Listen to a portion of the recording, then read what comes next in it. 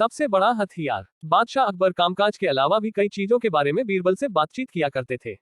ऐसे ही बैठे बैठे एक दिन बादशाह ने बीरबल से पूछा कि इस दुनिया में सबसे बड़ा हथियार तुम्हारे हिसाब से कौन सा होता है। इस बात के जवाब में बीरबल ने कहा कि संसार में आत्मविश्वास से बड़ा हथियार कुछ और नहीं हो सकता है। यह बात अकबर के समझ में नहीं आई, लेकिन फिर भी उन्होंने कुछ नहीं कहा। उनके मन में हुआ कि समय आने पर इस बात की परख की जाएगी। कुछ दिनों बाद राज्य में एक हाथी बेकाबू हो गया। पता करने पर समझ आया कि वो पागल हो गया है। उसे कर्मचारियों ने जंजीरों से जकड़ लिया था। इसकी खबर जैसे ही बादशाह को पहुंची तो उन्होंने सीधे महावत से कहा कि जब भी तुम्हें बीरबल आता दिखे तो हाथी की जंजीरों को खेल देना। यह सुनकर महावत हैरान हो गया, लेकिन बादशाह का आदेश था, इसलिए सिर झुकाकर चला गया। अब अकबर ने बीरबल को महावत के पास जाने के लिए कहा। महावत ने भी बादशाह के आदेश का पालन करते हुए बीरबल को आते देख हाथी को जंजीरों से मुक्त कर दिया। बीरबल को इस बात की खबर नहीं थी, इसलिए वो आराम से चल रहे थे। तभी उनकी नजर चिंघाड़ते हुए हाथी पर पड़ी।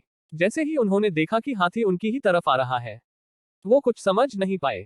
कुछ ही देर में उनके दिमाग में हुआ कि बादशाह ने मेरी आत्मविश्वास वाली बात को परखने के लिए ही इस हाथी को मेरे पीछे छोड़ने का आदेश दिया होगा। अब बीरबल इधर उधर भागने की सोच रहे थे, लेकिन ऐसा कुछ हो नहीं पाया।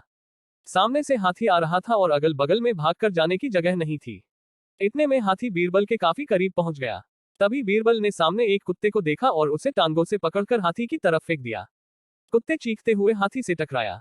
उसकी ऐसी चीखें सुनकर हाथी वापस उल्टी दिशा में भागने लगा। कुछ ही देर में इस बारे में बादशाह अकबर को पता चला, तब जाकर उन्होंने माना कि आत्मविश्वास ही मनुष्य का सबसे बड़ा हथियार है। कहानी से सीख, हर किसी की बात पर यूं ही भरोसा नहीं कर लेना चाहिए। बात की जांच और परख करना जरूरी है। दूसरी सीख यह है कि इंसान समय से पहले उम्मीद न छोड़े तो परेशानी से बाहर निकला जा सकता है।